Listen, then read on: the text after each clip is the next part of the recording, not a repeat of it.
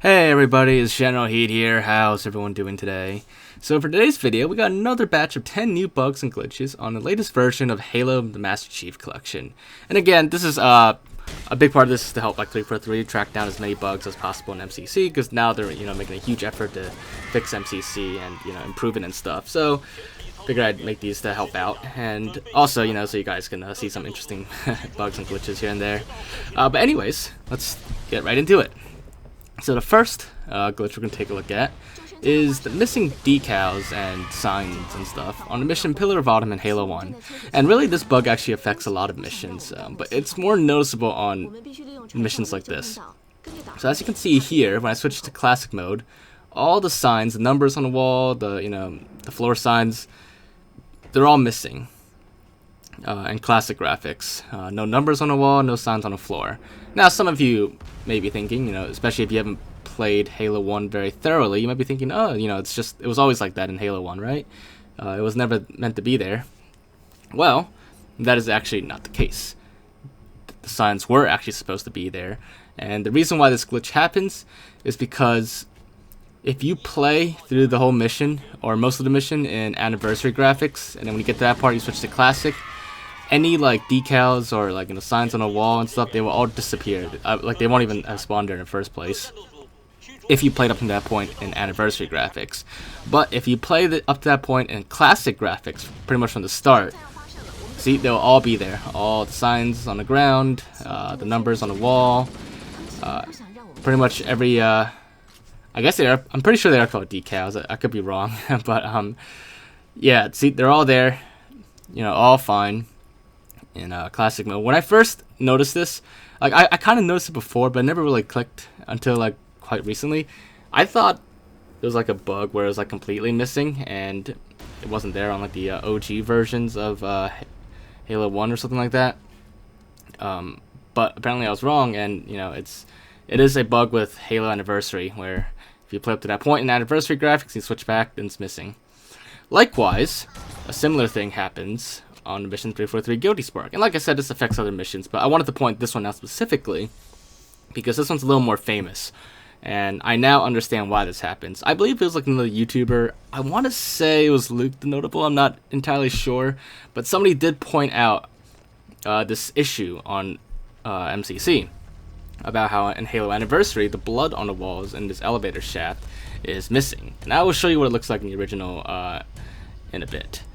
But for now, let me just show you what happens if you do the same thing, play up to that point in Anniversary, and then switch to classic graphics. You'll see there's nothing in the elevator shaft. It's clean. It's not dirty or anything. No blood all over it. It's nothing there at all. Now, what if we switch back to the same mission, but we play through it in classic mode from the start? Well, as you can already see, and this is still on MCC, the blood is all there over the wall because I played up to this point in classic mode. In the other segment, I played up to that point in anniversary graphics and then switched, and that's why they weren't there. But if you play up to that point in classic mode, those will all still be there. But I guess for a lot of people who played up to that point in anniversary graphics and then switched to classic, they must have thought that it was never there in the first place or something like that. But it is there. It's just missing. It just doesn't load in for some reason. Now, for number 3, we got another Halo 1 bug here. This happens in custom games, and the easiest map for you to notice this on is the map Blood Gulch. And it has nothing to do with the map, actually. It's with the game type. So as you can see, there's like 2 versions of Slayer game types in MCC. There's just regular Slayer, and then there's all these classic game types. Classic game types are basically meant to match the original, like basically the original OG Xbox version of Halo. Whereas the regular Slayer game types, they match the PC version of Halo 1. So on the map Blood Gulch, if you load up a classic game type, which we just did, Classic Team Slayer, it should not have anything from the Halo PC version, which, different spawns, new vehicles, new weapons. Which in this case, as you just saw, we loaded up the classic game type, and yet the Rocket Warthog is here. The Ghost spawns there when it doesn't in the original version. There was a Banshee spawn at the top of the base. The Fuel Rod Cannon is here. All this all the stuff, all these spawns that you see, all these new weapons, they're all exclusive to the PC version, and therefore they should not spawn in a classic game type. In this case, we used Classic Team Slayer, and for some reason Classic Team Slayer is actually swapped with regular Slayer on Halo 1 custom games. So as you can see here, all the stuff that spawns on the PC version spawns here in classic mode when it shouldn't.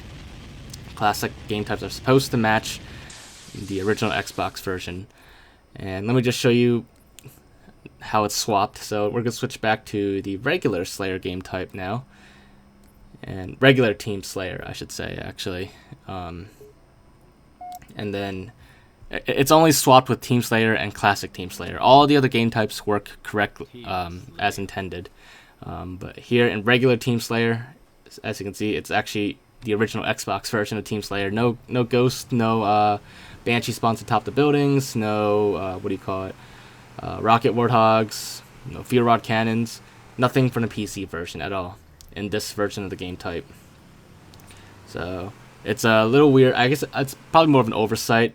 I guess at some point someone accidentally mixed up the game types, but it only affects that. Let me just show you another classic game type, regular Classic Slayer in this case, just to show you that classic game types are supposed to be actually, well, you know, classic. So let's load up Blood Gulch again in the Classic Slayer game type. So here we are. As you can see, no Banshee spawn at the top, no Rocket Warthog, no Ghost, no Scorpion tank on the back, or no multiple Scorpion tanks.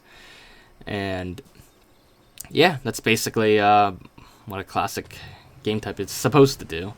But those two game types were mixed up. So small oversight there. But yeah. Now for number 4. This one is a little more obscure and probably won't happen to as many people. Like you won't notice it really. But on Halo 2, if you have scoring on, and then you take over one of the shadow turrets, the shadow turrets are the shade turrets on the vehicles. The shadow, it's a little different than regular shade turrets. It's like rapid fire shade turret. But if you take it over and use it to kill enemies, you will notice, as you get kills, it actually doesn't count for kills on your on the scoring. See, I'm killing enemies, but you can see that my points are not going up. I'm not even getting medals for double kills or anything. Nothing happens. My points stay the exact same, no matter how many enemies I kill. It just, I guess the points tracker just does not track kills with the shadow turret. And I guess that's because, like, no one, during the development, I guess nobody thought that people would be using the shade turret very much.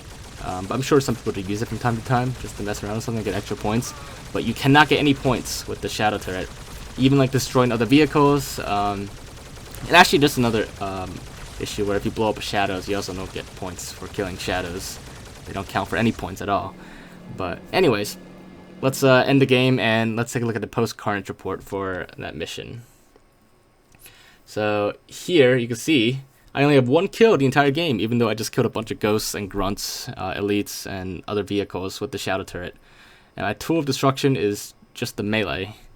I specifically refrained from killing any enemies for the whole time, just so you can see. I only killed that 1 elite on a turret, and that's the only kill that registered for points or kills entirely. Now for number 5, this is basically the same thing, very similar to the last one, but this time it involves the Scarab gun. And I'm not talking about the Scarab skull that you can enable to make any weapon a Scarab gun. I'm talking about the actual Scarab gun that you have to get in the game. You know, through the whole. Well, there's a couple ways to get a Scarab gun. You can use like the Banshee method. You can use the launch method. But you know, I'm not gonna go into that for this video. That's there's a bunch of videos out there. I have a couple of videos myself of how to get a Scarab gun on Halo 2. But anyways, as you just saw there, I'm already starting to use the Scarab gun, and it's not counting for any points as well. Not a single kill is getting me points. You know, I've blown up elites, jackals, grunts, vehicles like wraiths and stuff, ghosts. Not a single point. My point counter remains the same. But what's interesting is that if I blow up the turrets on the Phantom, they actually do count for points there with the Scarab gun. And as you can see, I even got medals for it, and it added points to the thing. But other than that, nothing else counts for points, which is very odd. So Scarab guns only get points if you blow up shade turrets. nothing else. With the shadow turret earlier, as far as I could tell, you don't get any points for killing anything with the shadow turret, but with phantom turrets, only the Scarab gun counts for that. See, as you can see here, my tool of destruction is still melee, even though I got a massive amount of kills with the Scarab gun, and it only counted 9 kills, even though I definitely got way more than 9 kills. But you can see the 3 turret kills there from the phantom. Those are the only ones that registered from the Scarab gun, which is a really weird bug, but it's I don't know, it's weird. Like Halo 2 overall, like in previous videos, like bug reports and stuff I've done with this bug collections, it has really weird score tracking for a lot of stuff. So it's not really surprising that the Scarab gun has issues as well with tracking, but you know, there you have it, actual like video of it. Now this next one's a really small one. This, also like a little oversight. On the main menu, if you go to playlists, if you read the description at the top, it says it's like play a mix of missions across all 4 Halo games. Now, ever since ODST was added like many years ago, it's actually not been 4 Halo games. It's now a total of 5 Halo games. 6 if you want to count the cross-game playlist. But we're not going to count that. So really, it's 5 Halo games, but it says 4 at the top. So it's just a bit of incorrect information that I'm sure it's an easy fix, but it's just been like an oversight, and very few people actually noticed it. I didn't really notice it until now either. But yeah, so that's a little small one there. Now, moving right along to number 7. This one I had to record off my TV screen. I haven't done like a TV screen recorded video for a very long time, since like 2007 maybe. But this is a bug on Halo 1 that affects the Xbox One X with HDR enabled, and only on this map, Battle Creek. If you stand on this part of the map near the river in the middle, and you look at the water, like around this general area, and you look at the water, the screen will start flashing. Now, if I record with game DVR, it doesn't really show up. You can't really see it, so it's more clear if I record off the TV screen. But I've confirmed this with multiple people with Xbox One X's with HDR turned on as well. Without HDR, it doesn't really affect them. And it has to be the default HDR settings as well to make it more noticeable. But see, when you're looking at the water like that and it starts flashing, your frame rate also drops a lot too. So it's a really weird HDR bug. And speaking of HDR, for number 8, I also discovered this while messing around with my HDR settings to test the that other issue. But so let's take a look at the map now. So this is what it looks like with regular, normal HDR settings on my TV. Let's switch it to let's mess with the HDR settings now, because this is a bug with a default HDR settings. So let's max out everything. Let's put paper white all the way up. Let's put contrast all the way up, and let's yep. So as you can see, with everything all the way up, it's like way too bright and everything. Obviously, you know, you would never want to play like this. But now, let's switch it back to default settings, and we're going to switch it back to default settings by pressing the Y button to switch to default. So let's click yes. And, you know, seemingly they put it back to default, but you can see it's still a little brighter than normal. It might not be as clear in the video because I'm recording off the screen, and the screen could be a little bit bright, but it's actually a little still too bright. That's not the correct default settings. To actually get the correct default settings, just make a minor adjustment to anything, and as you can see, it quickly snaps back to the actual default settings. It's not the slider that actually like adjusted it. Just changing any value quickly resets everything correctly. So switching to default settings actually does not completely switch everything to default settings for some reason. Now, for number 9, this is another bug with playlists. When you do a playlist, at the end of the playlist, well, actually, if you have scoring turned on, or time R scoring turned on, whether competitive or regular, at the end of each mission in the playlist, it displays the post-game Carnage stats, like you saw at the end when I ended Halo 2 earlier for the other glitch. But it shows you the post-game Carnage stats at the end, and in the top right corner, it will show you your next mission. Well, if you finish a playlist at the very end, like say you finish the Flooded playlist, which I highly recommend you finish playing it, because on Halo Waypoint, their latest posted that you should finish it for whatever reason. I have no idea why, but if you do finish it, you get to the very end. In this case, the last mission of the Flooded playlist is Cortana. In the top right corner, it says your next mission is 343 Guilty Spark, which is the first mission of the playlist. There really is no mission after this one, so it should not say what your next mission is.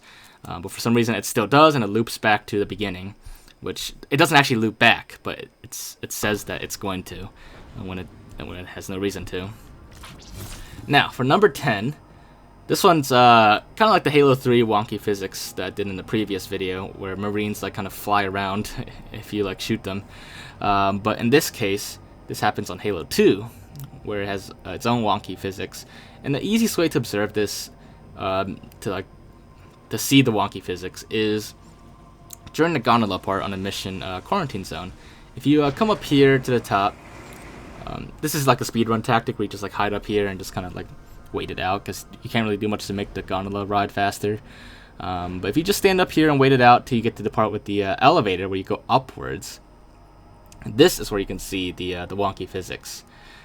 So once the gondola gets into place and starts going up, if you wait a little bit as it goes up to get to like full speed, and then you well, let's wait and see what happens. So now we're gonna go up, and I have tested this on the original Xbox version. It does not affect it at all, not in the same way at least.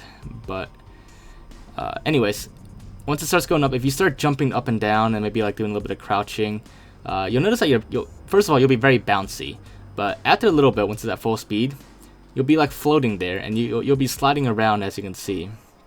See, instead of like walking around now, you're sliding around.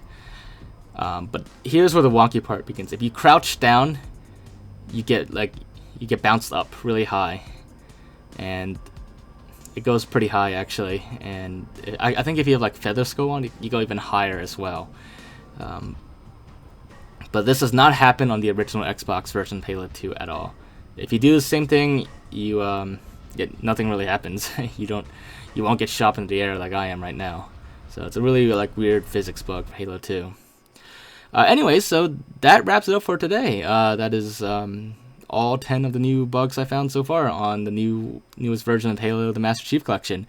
If you guys enjoyed this and found this to be interesting, make sure to leave a like as always.